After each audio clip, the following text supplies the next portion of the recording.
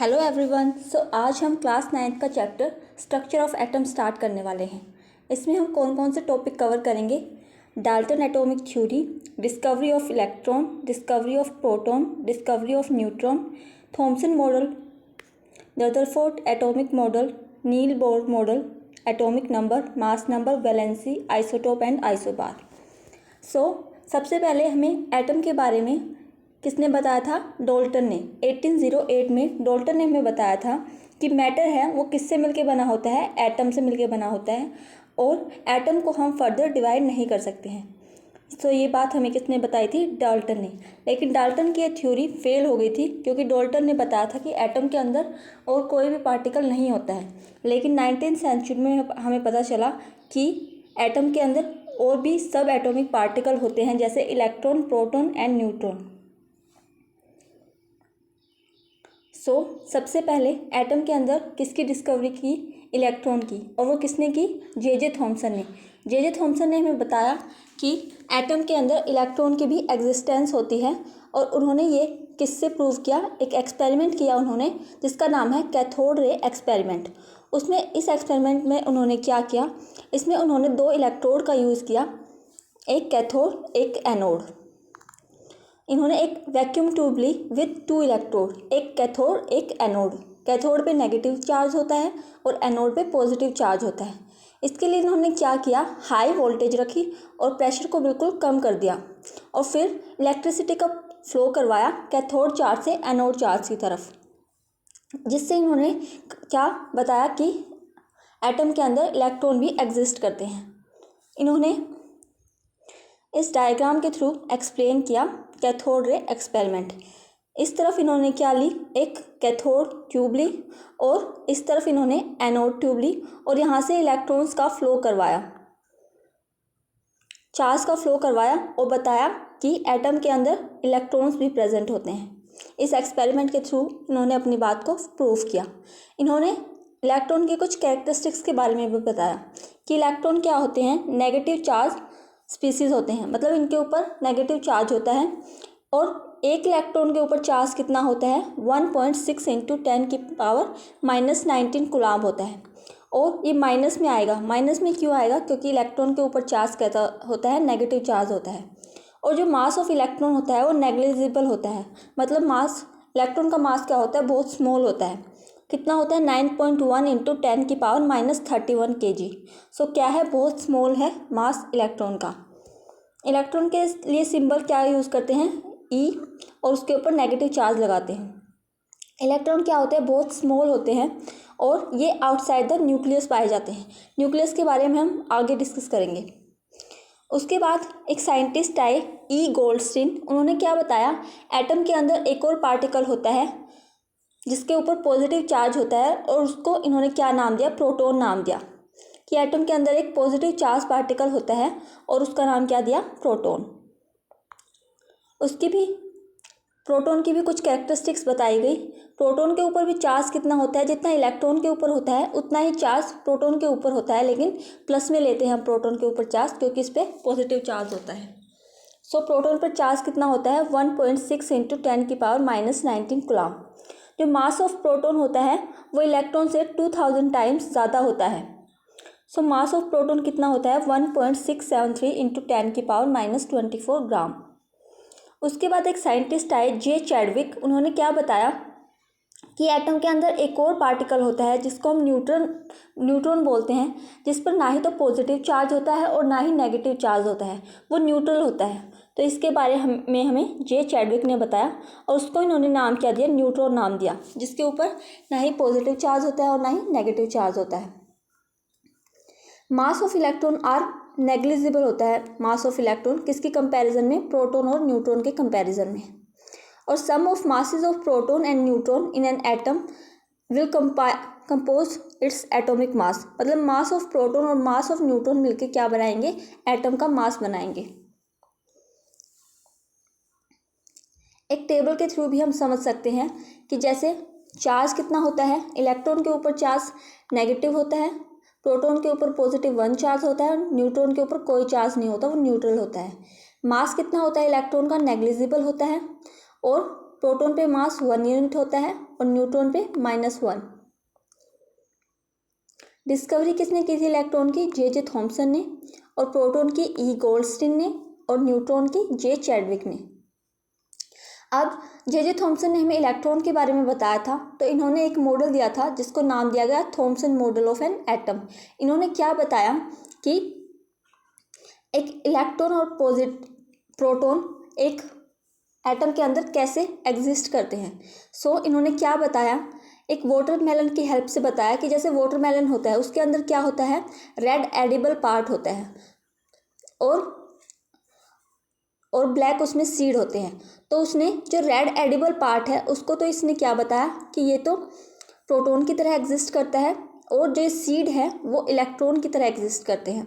मतलब एटम के अंदर जो रेड एडिबल पार्ट है, मतलब पॉजिटिव पार्ट है, वो तो क्या होता है पूरी तरह स्प्रेड होता है और उसके अंदर कहीं कहीं क्या होते हैं, इलेक्ट्रॉन से पार्टिकल होते हैं। तो इन्होंने वाटरमेलन की हेल्प से ये बताया हमें कि पॉजिटिव चार्ज तो क्या होता है, रेड एडिबल पार्ट होता है जो पूरे एटम में स्प्रेड होता है और इलेक्ट्रॉन क्या होते हैं, कहीं कहीं एम्बेडेड होते हैं एटम के अंदर। हम इसे डेली लाइफ के से भी देख सकते हैं। जैसे ये कुकी है, इसमें ये जो पार्ट है वाइट वाला, ये तो क्या है, पॉजिटिव चार्ज की तरह एक्ट कर रहा है, मतलब ये हर जगह फैला हुआ है। और जो इसमें चॉकलेट है वो इलेक्ट्रॉन की तरह काम कर रही है, मतलब इलेक्ट्रॉन कहीं कहीं एम्बेडेड है उसके अंदर।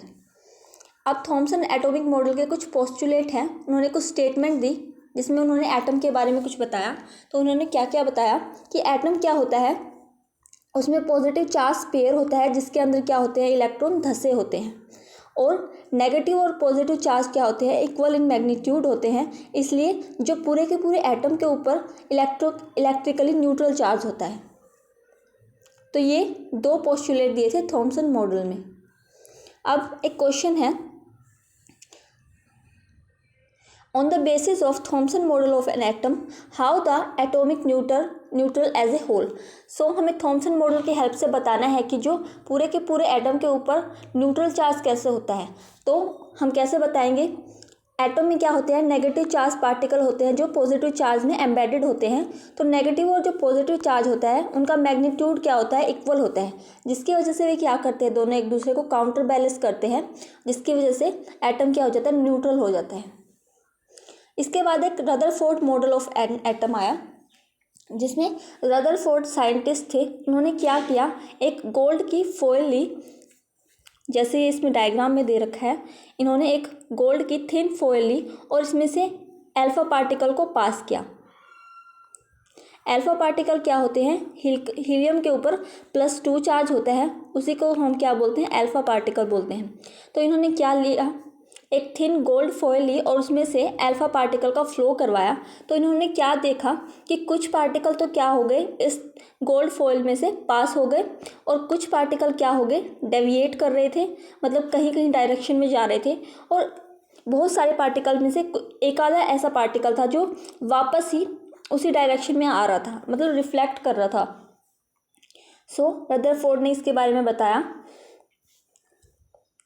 इन्होंने क्या लिया, डबली चार्ज हीलियम आयंस लिए, मतलब अल्फा पार्टिकल्स लिए और उसको गोल्ड थिन फॉइल में से पास करवाया।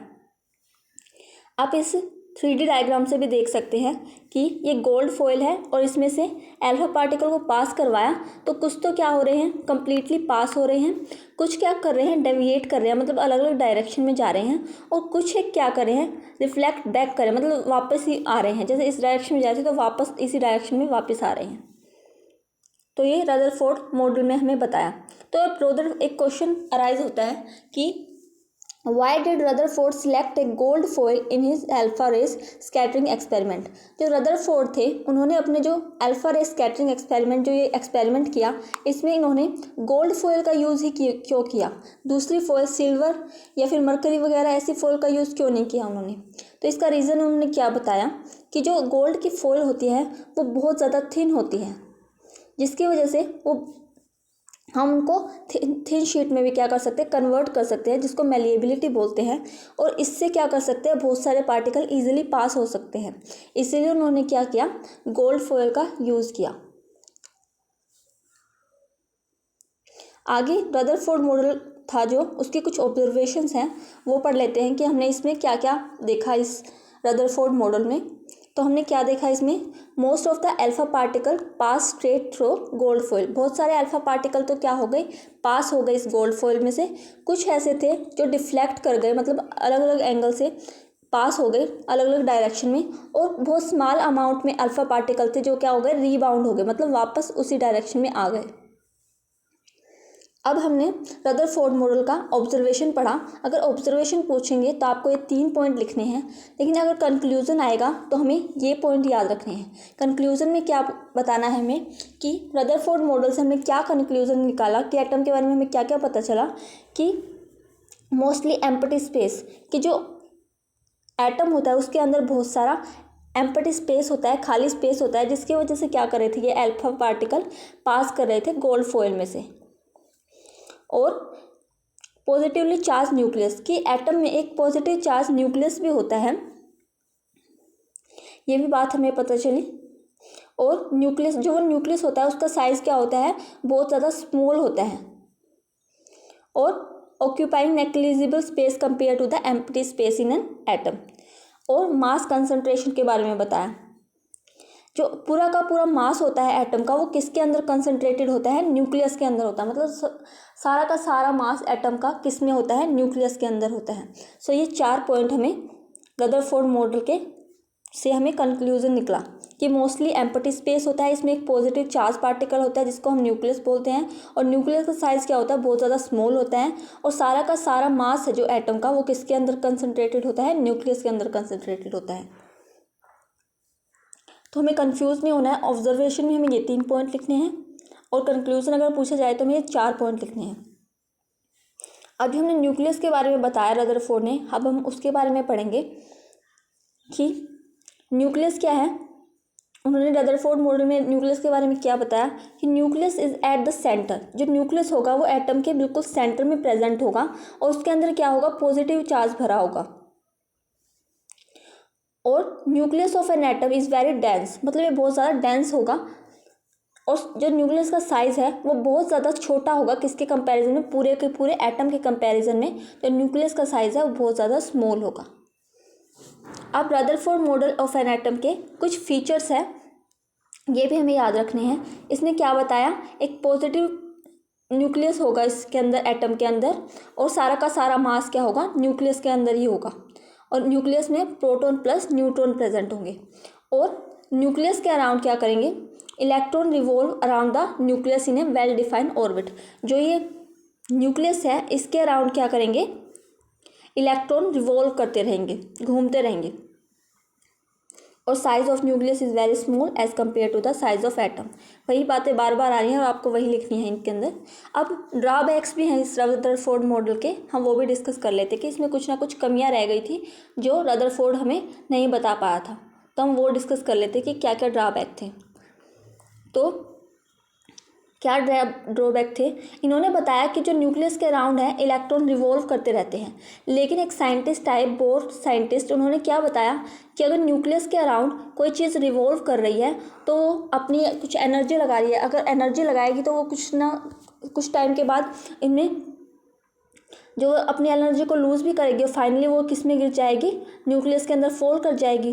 तो इसके कारण तो एटम क्या है, एग्जिस्ट करना ही नहीं चाहिए था, लेकिन एटम तो एग्जिस्ट करता है। तो इसके बारे में रदरफोर्ड ने हमें एक्सप्लेन नहीं किया कि जो इलेक्ट्रॉन है वो रिवॉल्व करते हैं तो उनकी एनर्जी लूज़ भी तो होगी, तो जिसके कारण वो तो न्यूक्लियस में वापस फॉल कर जाएंगे। तो इसके बारे में रदरफोर्ड ने हमें एक्सप्लेन नहीं किया। दूसरा ड्रॉबैक क्या था, अगर ऐसा होगा इलेक्ट्रॉन रिवॉल्व करेंगे तो ये क्या होना चाहिए था, हाईली अनस्टेबल होना चाहिए था। लेकिन एटम तो हमारा बहुत ज़्यादा स्टेबल होता है। तो ये मेजर ड्रॉबैक थे रदरफोर्ड मॉडल के। तो इनके ड्रॉबैक को ओवरकम करने के लिए नेक्स्ट जो साइंटिस्ट आए वो थे नील बोर, और इन्होंने क्या बताया, स्ट्रक्चर ऑफ एटम के बारे में क्या बताया, हम वो डिस्कस करेंगे। So bore model of an atom में क्या डिस्कस करना है हमें, इन्होंने कुछ पोस्टुलेट दिए। इन्होंने क्या बताया, जो इलेक्ट्रॉन्स हैं वो न्यूक्लियस के अराउंड अगर रिवॉल्व कर रहे हैं तो ना ही तो एनर्जी को एमिट करेंगे और ना ही एनर्जी को एब्जॉर्ब करेंगे। तो उन्होंने ये बताया। और जो इलेक्ट्रॉन है वो रिवॉल्व करेंगे न्यूक्लियस के अराउंड, वो एक ऑर्बिट में या एक जिसमें ऑर्बिट में रिवॉल्व करेंगे, उनको इन्होंने नाम क्या दिया, एनर्जी शेल नाम दिया। जैसे ये न्यूक्लियस है बीच में और इसके अराउंड जहाँ पे इलेक्ट्रॉन रिवॉल्व करेंगे इनको इन्होंने ऑर्बिट या फिर एनर्जी शेल नाम दिया। और इनका इन्होंने नाम क्या दिया, फर्स्ट सेल जो है न्यूक्लियस के बाहर वाली उसको इन्होंने के नाम दिया, दूसरी वाली को एल, एम, एन, ऐसे हम इंक्रीज करते जाएंगे आगे शेल को। सो जो ये एनर्जी शेल है इनको इन्होंने नाम क्या दिया, K, L, M and N shell. अगर कोई भी इलेक्ट्रॉन लोएस्ट एनर्जी है, जिसकी एनर्जी लोएस्ट एनर्जी है, तो उसको हम क्या बोलेंगे, वो किस में है, ग्राउंड स्टेट में है।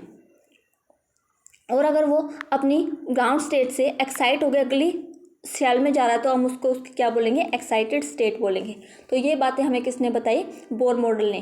क्या बताया इन्होंने कि न्यूक्लियस के अराउंड जो इलेक्ट्रॉन रिवॉल्व करेंगे वो एक ऑर्बिट में रिवॉल्व करेंगे एक एनर्जी के साथ, और वो रिवॉल्व करेंगे ना ही तो वो कोई एनर्जी एमिट करेंगे ना ही एनर्जी को एब्जॉर्ब करेंगे। लेकिन अगर वो एक सेल से दूसरी सेल में जा रहे हैं, मतलब लोएस्ट सेल से हाईएस्ट सेल में जा रहे हैं, तो वो एनर्जी को क्या करेंगे, एब्जॉर्ब करेंगे। और अगर हाईएस्ट सेल से लोएस्ट सेल में जा रहे हैं तो एनर्जी को क्या करेंगे, रिलीज करेंगे। जैसे आप करते हो, आप सीढ़ियों के ऊपर चढ़ते हो तो क्या करते हो, आप एनर्जी लगानी पड़ती है। तो ऐसे अगर आप लोएस्ट सेल से हाईएस्ट सेल में जाएंगे तो आपको एनर्जी एब्जॉर्ब करनी पड़ेगी। और अगर आप नीचे उतर रहे हो सीढ़ियों से तो आप एनर्जी को क्या करते हो, रिलीज करते हो। तो ऐसे ही अगर इलेक्ट्रॉन हाईएस्ट सेल से लोएस्ट सेल में जाएंगे तो एनर्जी को क्या करेंगे, रिलीज करेंगे। और जो एनर्जी सेल है इनको इन्होंने नाम क्या दिया, K, L, M, N, N shell. अब Bohr model of an atom के लिए इन्होंने कुछ स्टेटमेंट दी।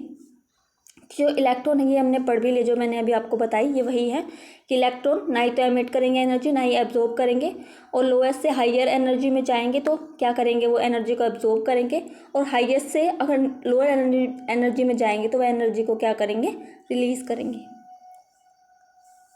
सो ये बोर मॉडल ने हमें बताया। सो आज के लिए हम इतना ही डिस्कस करेंगे।